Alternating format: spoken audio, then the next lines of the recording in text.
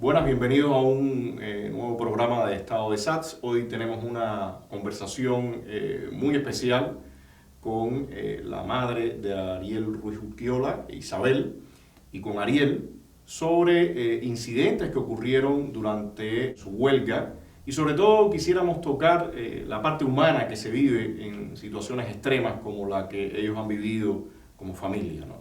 Gracias por estar acá en este programa compartiendo con nosotros y con todo el público la situación que han vivido. El placer es nuestro. Quisiera que nos dieras un overview rápido de todo o sea, la cronología de todo lo que pasó para que quienes nos están viendo puedan ubicarse en todos los sucesos. Bueno, inicialmente la Guardia Forestal llega a la finca sobre pretexto de que yo estaba cometiendo violaciones en la hechura de una cerca viva y me pide documentaciones de la casa. Cuando le voy a mostrar las documentaciones de la casa ocurren una serie de incidentes que fueron grabados. No, todo lo contrario, mire, guardabosques son del Minin, la guardia, la policía rural, es lo mismo, exactamente la policía rural. Cubana revolucionaria. Ok, policía revolucionaria cubana, rural, del campo. ¿Cómo se llama usted, por favor? Porque no se me presentó. Mi nombre es Ariel Ruiz Urquiola. ¿Usted me conoce a mí? Dígame quién es usted. No, usted no entra a mi casa si usted no me se identifica. ¿Cuál es su nombre? Yo te digo que soy Cirilo Seara. Cirilo Sierra. Seara. ¿Y usted, que lo conozco que es Sandy? ¿Me puede decir cuáles son sus apellidos? Averígüelo. A usted como órgano del ministro de la Policía Nacional Revolucionaria no se puede, del cuerpo de guardabosques, no se puede presentar ante mí. Yo sí me conozco. No, yo no lo conozco, de vista. No sé cómo usted se llama. Sandy. ¿Sandy qué? ¿Sandy qué? Oficial. ¿Qué tipo de oficial es usted?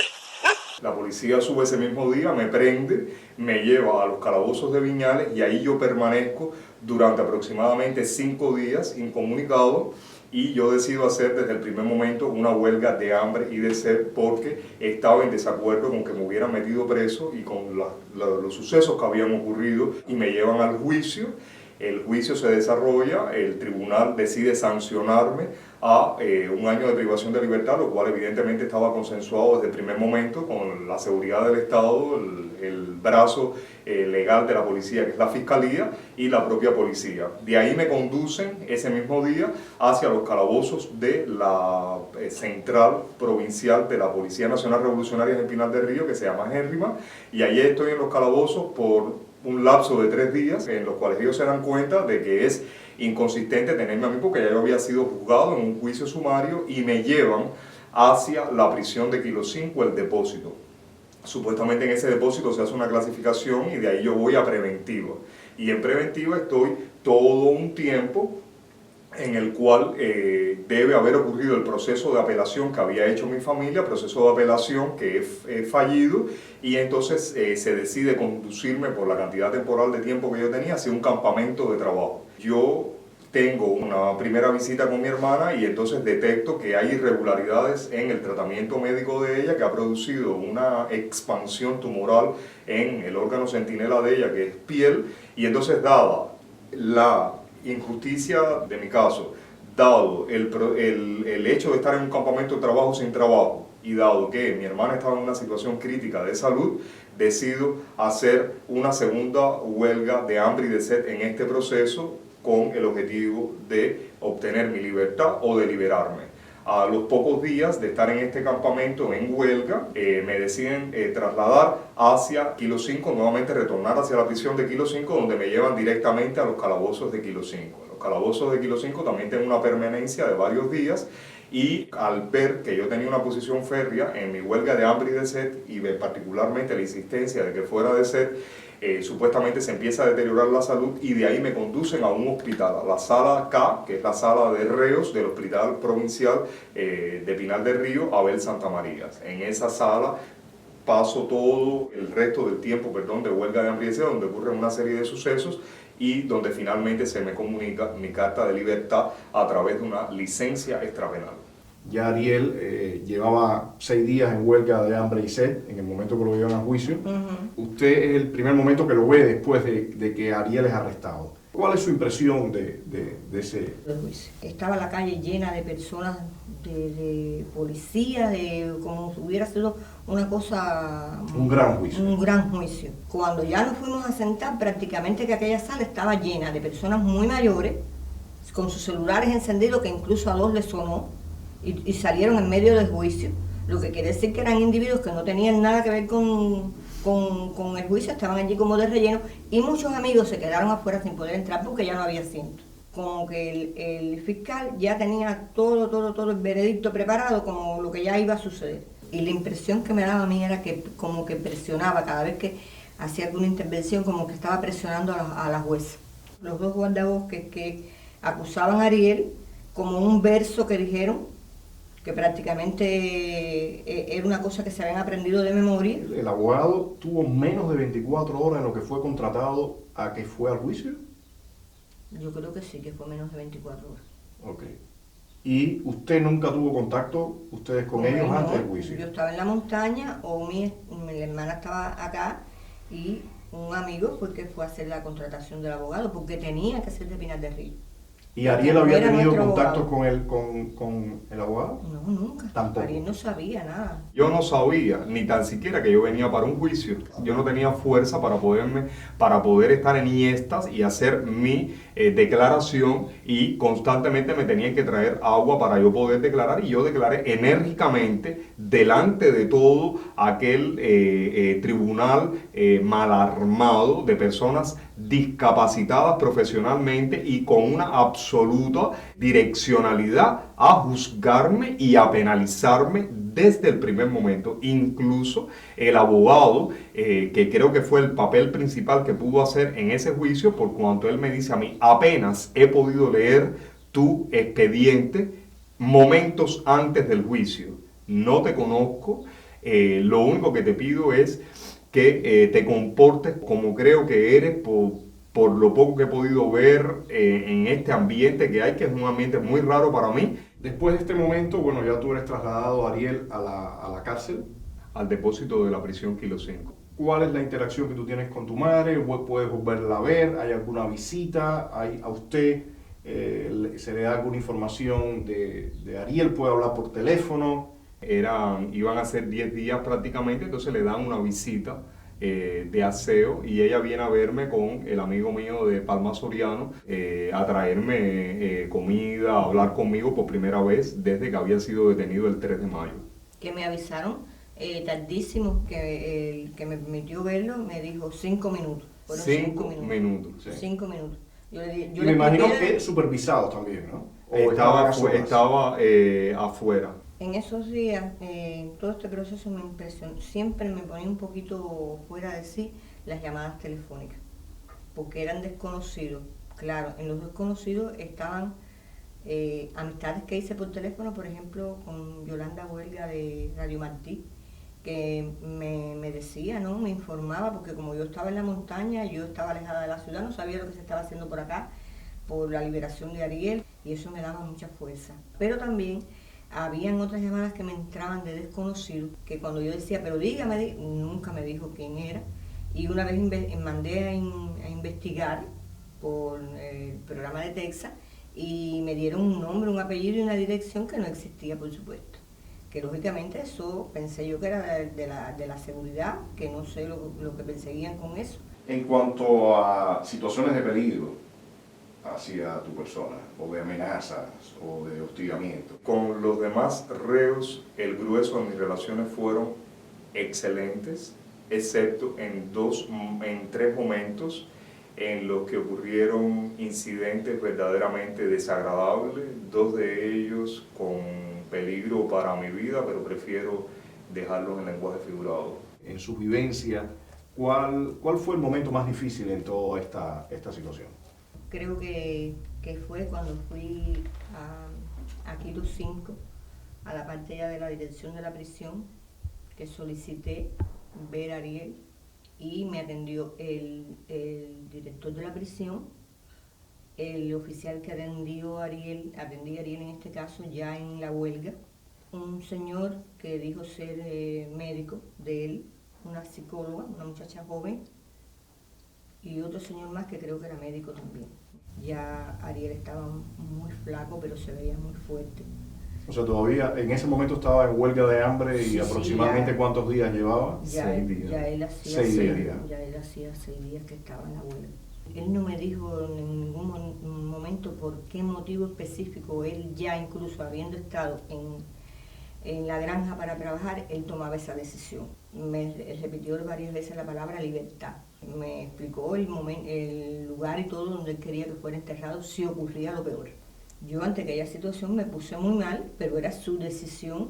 En ningún momento ellos hablaban de la libertad de Ariel, o sea, ellos no hablaban de su inocencia o de su culpabilidad, ellos simplemente deseaban que Ariel terminara su huelga y para eso era que estaban interactuando con usted. La historia es que cuando yo entro a Kilo 5, yo tengo que llenar un documento donde en ese documento que yo signo especifico las 3 razones por las cuales yo había iniciado la huelga de hambre y de sed. Y eran 3 básicamente. La primera era que yo era absolutamente inocente y no aceptaba bajo ningún condicionamiento el cargo que se me imputaba. En segundo lugar, que yo en el tiempo que llevaba, los 14 días que llevaba en Cayo Largo del Sur, me había subido para trabajar en una carreta en la CPA de Consolación del Sur y me habían bajado porque simplemente yo no podía trabajar. Esas 2 razones fuertes, aunado a que por un incidente, por una pura casualidad, yo veo que mi hermana está llena de lesiones, como en momento atrás ocurrió, de manera que no se le ponía el anticuerpo monoclonal, si ustedes recordarán, pertuzumab o trastuzumab, era el mismo proceso, el mismo cuadro, evidenciado en las centinelas que ella tiene en piel. Era todo lo que me llevó a la huelga de hambre y de sed. Obviamente, el jefe de la prisión que te invitó a almorzar, te pudo haber dicho, mire mamá, esto fue el formulario que llenó su hijo porque es lo normal que se hace en cualquier preso que está en huelga de hambre y de sed y usted puede acceder a ese documento como también podría acceder un fiscal o cualquier médico o cualquier persona que venga a indagar por Ariel. Cuando a ti te trasladan para el campamento de trabajo,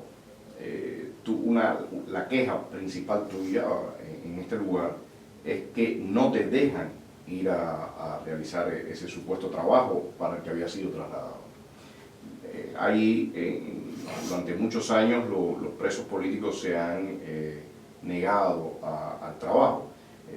Quisiera que nos compartieras eso. Bueno, lo primero, Antonio, es que como yo te dije, desde el momento que nos conocimos, y lo he dicho desde que tengo uso de razón en secundaria, básica, lo que sea, yo no comulgo con el sistema sociopolítico de mi país, lo cual no quiere decir que yo no me sienta un ente útil y activo dentro de la sociedad cubana como un científico o como un simple campesino, que es lo que soy ahora, que trabaja en su país, que es un activista social por los derechos de la naturaleza y cada vez más por los derechos humanos en general, ahora por lo de los presos también, porque tuve la desgracia o la posibilidad de conocer ese otro mundo, que no es un mundo ajeno en Cuba, porque cualquiera en Cuba puede estar preso, de manera que para mí el trabajo, y cualquiera que me conozca a mí sabe que forma parte indisoluble de mi vida. Mi activismo es un activismo social y evidentemente en contra de nuestro sistema sociopolítico que no me impide en mi conciencia trabajar.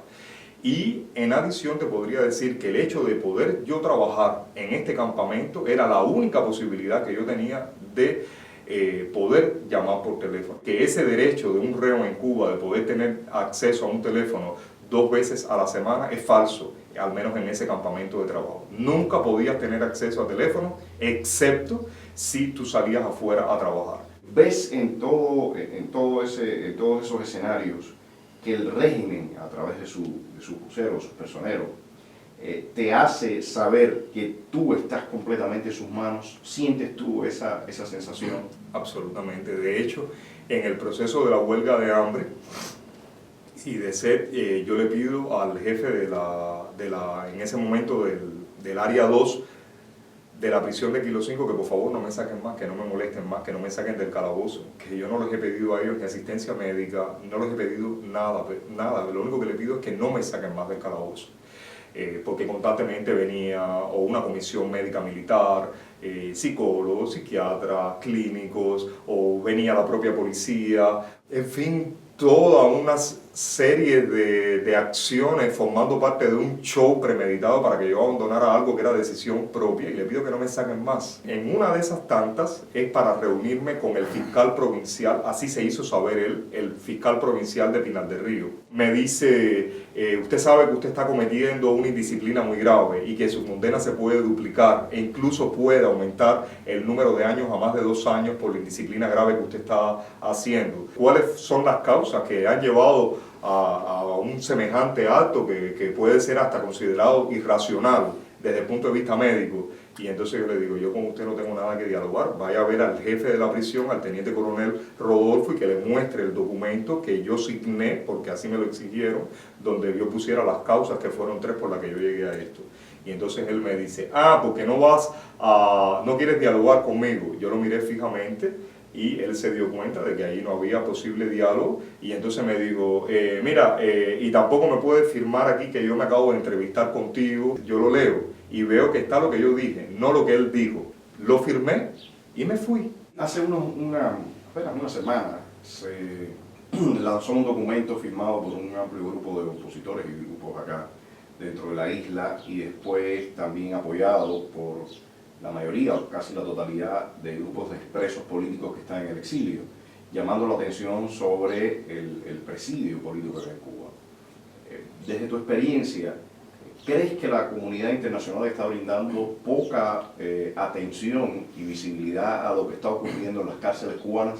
Bueno, desde mi situación, cuando estaba dentro de la prisión, sentí que era nula esa ayuda, esa investigación. Estando fuera de la prisión y viendo todo lo que hizo Amnistía Internacional, viendo todo lo que hicieron un grupo de partidos, congresistas americanos, españoles, alemanes, viendo el papel incluso que fue muy preponderante en obtener mi libertad también y difundir el caso, que fue el Observatorio Cubano de Derechos Humanos en Madrid. Pienso que la comunidad internacional, lo que está falta de documentación de los casos en las prisiones de Cuba, es decir, el sistema cubano de prisiones es tan hermético que se requiere realmente de profesionales buzos para poder indagar lo que está sucediendo. Pero déjame decirte ahí, Ariel, y discúlpame que te contradiga en esta parte, o que discrepe en esta parte. Hay listados de presos acá en Cuba desde hace añísimos. Hay personas que ya tienen más de 30 años presos en la isla. El caso de Sosa Fortuny, que lleva en 2 periodos, lleva creo que como 40 años. Hay otros muchos casos, como el prisionero Ernesto Borges, que lleva más de 20 años. Y sin embargo, no hay llamamientos al régimen. No hay llamamientos de que debe soltar, incluso en muchos casos, por simplemente razones humanitarias a esos presos. De hecho, Amnistía Internacional solo contadas veces nombra prisionero de conciencia a algún preso. Yo creo honestamente que parte del trabajo que debemos hacer es que se pongan más los reflectores sobre lo que está pasando, porque la gente no está consciente de la situación de indefensión, de la situación desastrosa que se vive dentro de las prisiones. Y hasta ahora, por ejemplo, te pongo un caso, los presos venezolanos. Ahí está la OEA, que está haciendo llamamientos y reconoce listados. En el caso cubano no ocurre. Yo creo que es muy importante que se haga ese llamado a la comunidad internacional. Yo creo que es muy importante que los cubanos que están fuera también se solidaricen con los casos. Tenemos, por ejemplo, el mismo caso de Cardet, ahora que está en una situación, incluso el hombre está enfermo, parece. Están los casos de varias damas de blanco que muchas veces no tienen la capacidad de proyectar su caso. Pero la solidaridad de la comunidad internacional, la solidaridad de los cubanos, el llamamiento, me parece que es muy importante para que este régimen no sienta que tiene las manos libres. Creo que mientras más foco haya, mientras testimonios como el tuyo puedan salir y las personas puedan ver lo que se está viviendo detrás de las rejas, lo que se vive en una celda de castigo. O sea, hay muchos opositores que de momento han pasado, han hecho huelgas, la mayoría de hambre, generalmente no de sed, pero han pasado semanas en celda de castigo. Y tú viviste en una celda de castigo, viste las condiciones con las ratas, con el tremendo calor. O sea, yo pienso que todo esto es muy importante que se le ponga el foco. Lo que te puedo decir al respecto es qué puedo hacer yo, humildemente, que no soy una institución política, que no soy una institución internacional, que no tengo un respaldo, dijéramos, de una organización ni gubernamental ni no gubernamental sobre mi proyección en estos momentos. Lo que sí te puedo decir es que tengo el comprometimiento moral de hacer por presos, de hacer por casos de presos que aún cometiendo delitos han sido sobrejuzgados con condenas hasta 50 años, y es mi responsabilidad hacer por ellos y visualizar ese modo de vida, esa intensidad de lo que ocurre con ellos, esos abusos que pueden ser hasta ponerle gases lacrimógenos en los ojos a un indefenso que minutos antes me había dado su plato de comida porque yo no tenía en ese momento visitas de mi familia. Por supuesto, eso fue al principio de la prisión, mucho antes de empezar la huelga, ni tan siquiera pensé que iba a ser una huelga de hambre y de sed. Esa es la experiencia que yo tengo, Antonio.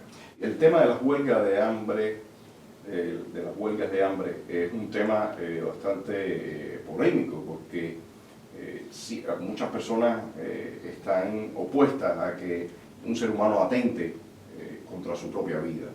Sin embargo, en el presidio cubano, las huelgas de hambre se han convertido casi en el pan nuestro de cada día, independientemente de que la propia ley viola en letra derechos y libertades fundamentales y garantías de los presos, pero en la práctica la situación es aún peor y los presos se encuentran en situaciones de una total indefensión.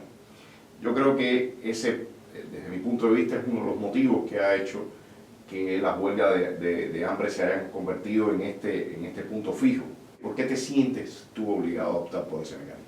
Bueno, lo primero es que para mí la lectura de la muerte es diferente a la lectura de la muerte que pueden tener muchísimas otras personas. Es decir, para mí la separación del espíritu del cuerpo, que es lo que yo llamo la liberación, cuando ocurre por medios pacíficos y voluntarios, no es una muerte, es simplemente una liberación. Y luego la otra cuestión es la libertad, que es muy difícil, porque cuando depende de un tribunal, depende de un sistema judicial que evidentemente está al servicio de la seguridad del Estado en nuestro país, está cerrado. De manera que un preso, en la medida que va pasando el tiempo y se va convenciendo de que no va a haber ninguna posibilidad legal, como que el preso se va dando cuenta de que su realidad es muy propia y que con lo único que cuenta para poder lograr su libertad o su liberación es él mismo, su cuerpo y su espíritu. Y decide, como en el caso mío, de luchar, de que quien único puede luchar por mí mismo soy yo, dentro del aislamiento en el que yo estoy, porque desconozco todo lo que se está haciendo afuera. ¿Qué esperanza, qué luz verde puede haber en mi camino, explorando el sistema judicial cubano? Ninguno, es nulo. Y entonces yo decido llegar a esa huelga de hambre y de sed. ¿Por qué una huelga de hambre y de sed? Porque realmente mi propósito era liberarme. Es decir, yo nunca pensé que iba a poder obtener la libertad. Jamás. Es decir, yo lo que sí estaba convencido era que yo podía obtener mi liberación, y eso nadie lo podía evitar. Hay otro momento que nos comentabas fuera de cámara, que fue un momento bastante fuerte.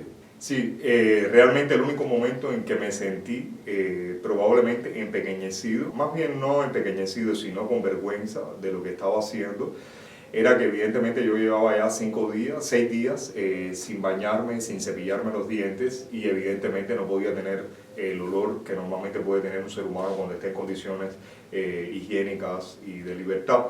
Entonces el mayor Tito, cuando ve que él no puede lograr de primera y pata ningún tipo de conducta de bondad de mi persona hacia él, empieza a gritar en medio de la sala, delante de los demás guardias, los presos, las enfermeras y el doctor valiente, de que yo tenía tremenda peste, de que tenía un perro muerto en la boca, que tenía tremenda peste como un perro callejero, que tenía inundado todo el salón, que la enfermera entró y por poco se vomita. La idea era más o menos que él describiera que yo había generado un ambiente nauseabundo en ese lugar. Entonces yo sentí un poco de vergüenza. Yo le dije, yo no estaba en un hospital, yo no pedí venir trasladado a este hospital, yo estaba en una celda de castigo, y quienes me acompañaban eran las ratas, que no tenían un olor muy diferente del que yo tenía. Ellas no estaban asustadas. y que obviamente yo no quería generar ningún malestar sobre las enfermeras y sobre los médicos, y que yo por supuesto me iba a bañar por mí mismo. Entonces cuando yo fui a entrar al baño, pues yo no tenía jabón, ni pasta dental, ni nada de aseo, la enfermera jefa de la sala, Belki, vino con mucha humildad y decencia bastante y me dijo: ojito, Ariel, ¿aceptarías que yo te regale un jabón? Y yo le dije: claro, no tengo jabón, no tengo nada. Y me dice: bueno, ¿y cómo te vas a cepillar los dientes? Y yo le dije: bueno, si usted puede conseguirme una torunda de gasa, yo se lo voy a agradecer, porque con la torunda de gasa y el jabón yo me puedo cepillar, es suficiente. Entonces ella bajó la cabeza y cuando yo me estaba bañando con agua, ella entró y me dio el jabón. Adicionalmente, yo le dije al mayor que yo tenía derecho a recibir ese mes mi aseo mensual de prisiones. Entonces él me prometió que al otro día me iba a traer una pasta dental y un cepillo para dientes, y eso nunca fue. Y el último día, el día 16, se apareció con un presente para mí, sacado de su maleta, un cepillo dental. Por supuesto, yo no lo acepté. Sin embargo, supe después de salir de la prisión que varias personas habían enviado pasta dental y cepillo dental y jabón a la sala K. Los oficiales lo habían retenido, incluso alguna carta dirigida hacia mi persona, nunca me la dieron y nunca se la devolvieron a estas personas que no eran mis familiares, que habían llevado pasta dental y jabón. ¿Has hablado desde que saliste, y tu hermana ya lo había hecho mientras tú estabas en todo este proceso, de este individuo, el llamado mayor Tito, ¿no? Por lo que veo era como tu verdugo, era la persona que estaba puesta a tu lado para estar monitoreando y controlando cada acción tuya, o que se ejerciera sobre ti o la tuya propia. Quizás desde fuera no se sabe cuán cínico puede ser el régimen, cómo encuentra personajes que se prestan para hacer acciones muy bajas, para estar todo el tiempo hostigando de forma algunas veces más abierta, en otra forma más sutil. Hay un médico jefe de la sala que es Valiente, y hay una jefa de enfermeras que es Belki. Él es el que controla a fin y al cabo todo tipo de acción que tiene que ver con el reo no médica, e incluso durante los pases de visitas médicos, él es el que ordena siempre que entre mi persona y una enfermera, mi persona y el médico, ya fuera dentro o fuera de la celda cubículo, hubiese al menos un policía, al menos un guardia. Y esta persona lo que se vuelve, es decir, se le vuelve una obsesión el que yo abandonara mi huelga de hambre y de sed, para lo cual recurrió a disímiles recursos, dijéramos, baratos, inconsistentes. ¿Qué tipo de acciones él estaba haciendo? Desde ordenar, averiguar cuáles podrían ser mis gustos, y desde un policía hasta una pantrista ofrecerme, incluso en un momento una enfermera, helado de chocolate. Normalmente cuando un reo llega a la sala acá, tiene que venir con su cuchara y con su vaso de la prisión. De hecho, todas las veces que él me ponía mi bandeja al lado de mi cama, era una bandeja llena de comida, pero nunca tenía cuchara. Es decir, en caso de que yo quisiera comerme la bandeja, la comida de la bandeja, me la hubiera tenido que comer con la mano. Y el vaso era la mitad de una latica de Malta Maravilla, que en mi vida supe que eso existía, picoteada con un abridor donde todo el borde era filoso y absolutamente irregular, como si un niño lo hubiera roto con un abridor. ¿Qué otros momentos fueron impactantes para ti? Del 9º día al 10º día me costaba trabajo bañarme por mí mismo, pero yo siempre me bañé por mí mismo, a pesar de que siempre que me bañaba había un oficial que debía estar viendo lo que yo hacía, y al menos 3 de ellos verdaderamente eran muy dispuestos a ayudarme. Pero ese día en particular fue un día donde había uno de los guardias que no eran de esos guardias a los que yo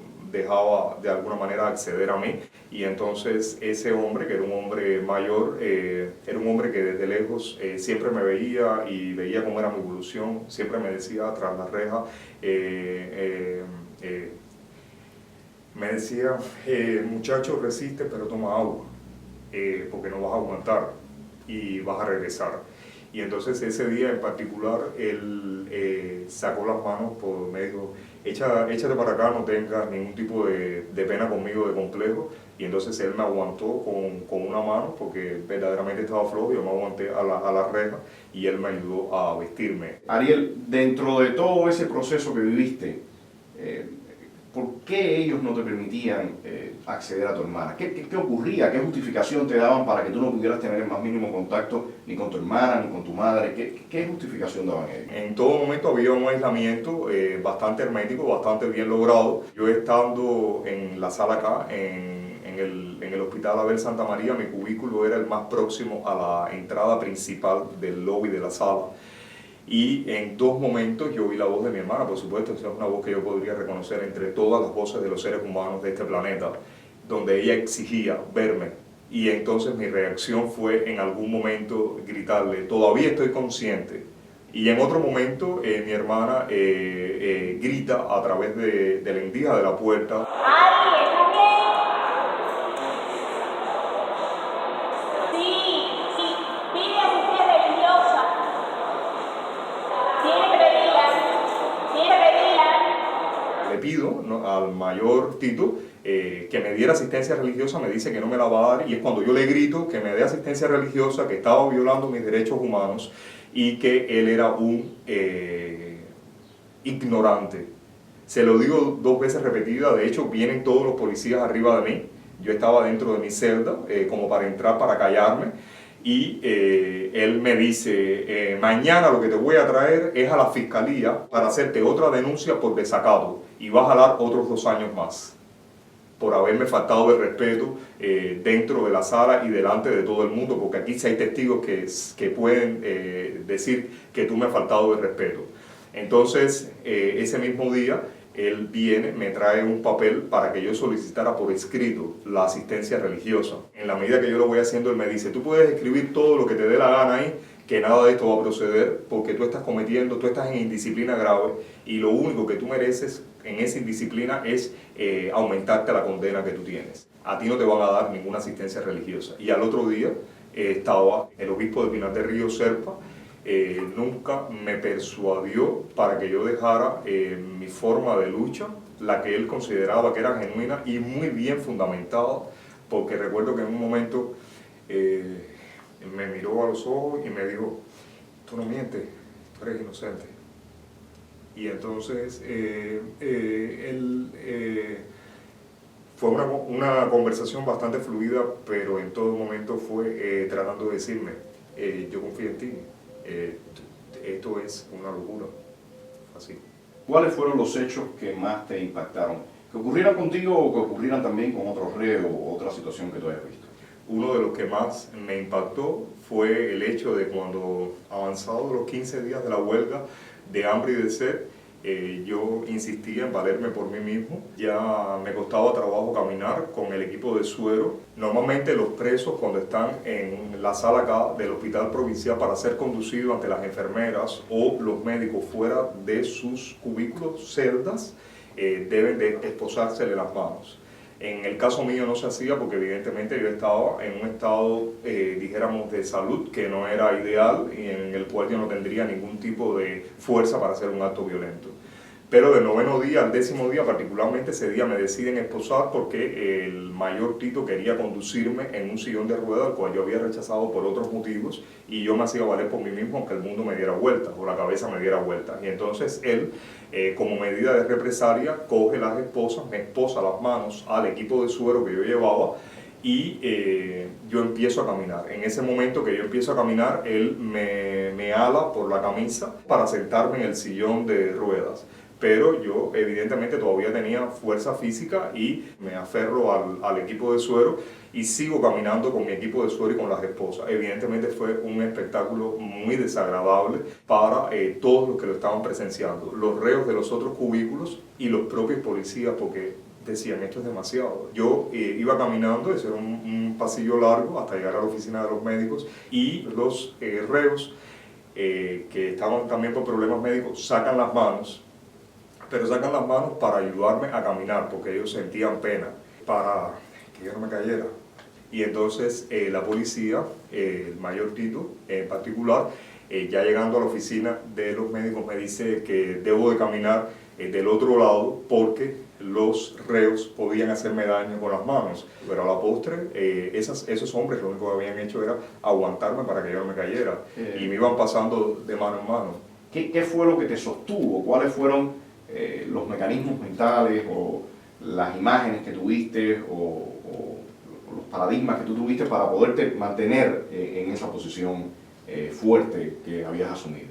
Realmente el soporte fundamental fue la meditación vipassana.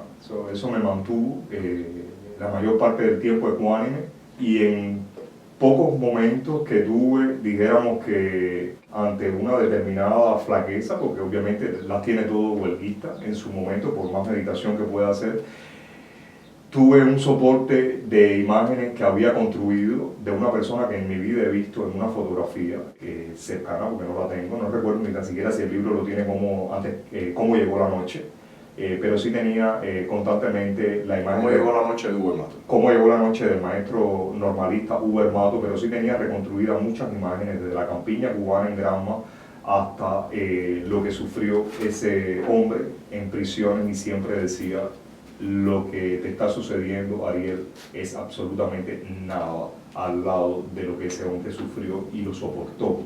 Hay otro tema, al igual como te preguntaba ahorita con respecto al trabajo, que generó cuestionamiento. Las personas se preguntaban cómo el huelguista acepta algún tipo de soporte médico que de alguna forma le mejore o le prolongue su estado de salud. Yo al llegar a la sala Calla en un estado determinado deteriorado, pero yo me valía por mí mismo, nunca pedí ninguna ayuda ni ninguna asistencia médica, estaba taquicárdico, pero muy poco taquicárdico, y la presión sobre lo normal, un poquito alta, pero sobre lo normal todavía. Un médico especialista en clínica, que no era el jefe de la sala, que es supuestamente quien me va a asistir a mí cuando yo llego a hacerme mi historia clínica. Cuando él me está asistiendo, yo le digo: mire, yo estoy en una huelga de hambre y de sed. Yo le exijo a usted que no puede ejercer ningún tipo de acción física sobre mi cuerpo. Y cuando yo le estoy diciendo eso, él me dice con estas palabras: cállate, que aquí el único que tiene derecho a hablar soy yo, y tú lo único que tienes que hacer es responder lo que yo te digo. En ese mismo instante le dije: no, el que se va a callar es usted, y ahora me va a oír. Usted es un simple licenciado en medicina, aquí el doctor en ciencia soy yo, usted es un maleducado, se puede retirar de mi espacio porque usted no va a llenar ninguna historia clínica sobre mí, usted no va a tomar mis signos vitales, usted no va a hacer absolutamente nada sobre mí. Y en ese momento el mayor Tito busca al jefe de la sala, al profesor Valiente, y él viene y se sienta, me trata de dar una justificación sobre el médico clínico que había tenido esa conducta descompuesta con mi persona y que yo había literalmente votado. Y le digo al profesor Valiente que en esa posición no va a obtener nada conmigo, vamos a seguir en una posición de guerra. Y el profesor Valiente me dice: Ariel, te tengo que explicar todas las consecuencias de lo que va a suceder contigo progresivamente, más pronto que tarde, porque ya tú estás en el 6º día de la huelga de hambre y de sed, y aquí todos estamos preocupados, y como médicos nosotros tenemos la responsabilidad de no dejarte morir. Y te digo claramente, quieras tú o no quieras tú, está reglamentado internacionalmente. Yo no recuerdo si eso me lo dijo él o me lo dijo el mayor Tito, que un huelguista de hambre y de sed tenía que dejarse de asistir al menos con suero fisiológico. Entonces yo le dije al profesor Valiente, yo le dije: yo no los autorizo a ustedes a violentar mi cuerpo con ningún tipo de suero, pero yo ni los voy a agredir físicamente ni los voy a agredir verbalmente. Cada persona que entre a tratar de agredir mi cuerpo, le voy a preguntar su nombre, su especialidad, y le voy a hacer saber que lo que están haciendo conmigo es una violación de mis derechos humanos más elementales, porque yo no estoy de acuerdo con que me invadan mi cuerpo. Y me dijo: tú vas a perder la conciencia rápidamente y nosotros vamos a abortarte para poder hacer una alimentación parenteral contigo, porque un suero fisiológico no es más que para lograr una estabilidad osmótica básicamente en el organismo, no es un método de nutrición, excepto glucosa, que sí es un método de nutrición limitado también, porque evidentemente comienza la autofagia de aminoácidos y demás, porque no es suficiente. En adición, la retención de líquido del organismo puede convertirse en un pivote en contra de estos sueros. No vayan a pensar que los sueros es un remedio. Los sueros pueden ser un remedio en 24 horas, en 72 horas. El médico siempre fue muy enérgico conmigo. Lo vamos a hacer. Cuando tú pierdas conciencia, nosotros tenemos derechos sobre ti. Yo le digo, no, ustedes no tienen derechos sobre mí. Y él me dijo, tu madre ha firmado una anuencia de evitar por todos medios que tú mueras. Y yo le digo, esa es mi madre, yo soy un hombre adulto, estoy consciente y en plena conciencia desautorizo todo tipo de abordaje sobre mi persona. Bueno, hay un día que es muy particular, que es el día que sueltan a Ariel. Cuéntenos qué fue exactamente lo que pasó. Me encontraba con mi hermana, estábamos atendiendo una vaquita y veo dos personas a caballo y era un señor que me atendió a mí en la prisión como médico de Ariel, de apellido Navia, y una muchacha que era la psicóloga que atendía a Ariel. Dicho sea de paso, en la prisión a mí no me atendió ninguna psicóloga y el médico que me atendía a mí, que es el mayor Luis, no es Navia. Navia es un oficial de alto rango dentro del MININ en Pinar del Río, una persona con bastante nivel de educación en comparación con el resto de los oficiales, pero no es médico. Y bueno, él me dijo eso, que era médico. Y me dice que bueno, que querían conversar conmigo algunas cosas porque ya Ariel llevaba 15 días. Eso era el día 15, que era lunes. 16 días. Sí, 16 días. Los 16 días. Y que ya él, que todavía él estaba bien, pero que en el estado en que él se mantenía, ellos estaban preocupados, que querían ver de qué manera yo los podía ayudar. Me hicieron hacerle el relato de Ariel desde la preconcepción. Esos individuos le empezaron prácticamente a interrogar a usted sobre toda la vida de Ariel. Toda la vida de Ariel, desde antes de la preconcepción, que si era un embarazo deseado. Me hicieron preguntas sobre la meditación que Ariel practicaba. Y se van. Estaba yo vigilando otra vez, volvemos mi hermana y yo para la vaca. Veo al hombre que vira otra vez. Que la muchacha Yaneli, creo que se llama, había tenido una llamada telefónica y que ya la supuesta psicóloga, que a Ariel lo habían pasado para la sala Ñ, que era una sala de civil. Y dice mi hermana que además me dijeron y está en libertad. Cuando yo logré recuperarme y ser yo, le digo a mi hermana, yo sabía que todo esto iba a pasar. Eso ya ellos lo tenían planificado, de que fuera así. Vinieron a ver si me podían sacar algo a mí de era algo como la última última oportunidad o la última intención de poder...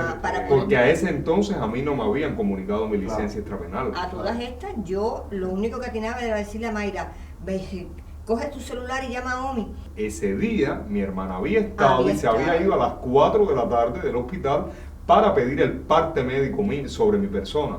Parte médico que nunca le dieron. Y a mí, sobre las 9 y pico, las 10 de la noche, me comunican que me van a mover a una sala de cuidados progresivos con la objetividad de tener segura mi vida porque peligraba al momento. Eso me lo dice un médico. Y yo le digo, yo no voy a ninguna sala de cuidados progresivos porque usted ahora mismo me acaba de tomar los signos vitales, son los de una persona normal.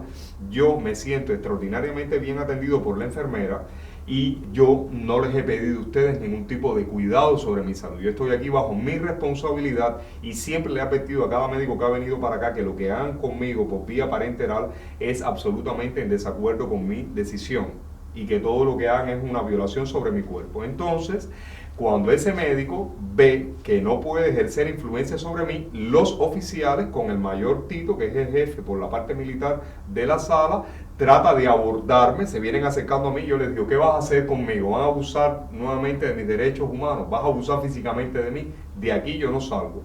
El oficial se retira, sale y cuando sale, busca al jefe de la prisión que se había entrevistado con mi madre anteriormente en esa entrevista de la cual yo fui ajeno, Rodolfo, y él entra y me dice, ¿cómo es eso que no te quieres mover para la sala de cuidados progresivos? Y yo le digo, no me voy a mover y punto.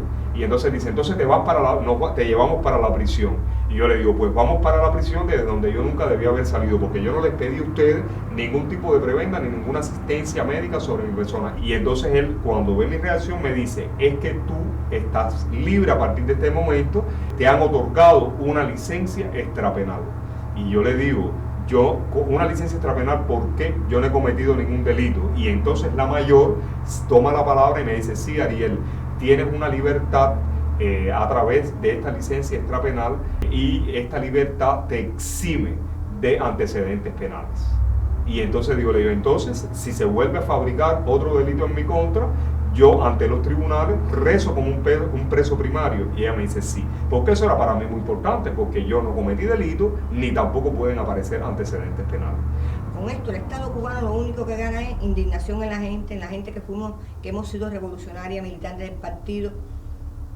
Y ahora te das cuenta, porque hemos pasado una gran escuela, que todo es una mentira, que todo es una falsedad. La historia es que vamos a seguir en nuestra línea, independientemente de saber de que tenemos un enemigo que es un lobo feroz, que nosotros no somos el único blanco, que los blancos son la sociedad civil cubana, y por supuesto dentro de la sociedad civil cubana los más expuestos son los opositores, pero en el caso de personas que quieran ser honestos, que denuncien los males que están ocurriendo, sobre todo en el medio ambiente, son tan blancos como los opositores, y simplemente hay que seguir adelante sin importar las consecuencias, porque las consecuencias que más pueden pesar sobre las espaldas mías y sobre las de mi familia creo que es las de ser cobardes, las de ser cómplices con la destrucción de la naturaleza cubana, y esa no las vamos a cargar. Cargaremos con otros pesos, quizás el que nos lleva al cementerio, pero no vamos a cargar con el peso de la indignidad.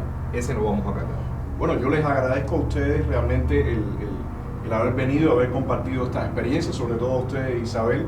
Me parece que es muy importante que las personas, tanto dentro como fuera de la isla, puedan ver, compartir la experiencia que ustedes han sufrido, y sobre todo que sirva de aliciente de que cuando uno está consciente de que la verdad está de su lado, uno puede llevar la batalla hasta el final.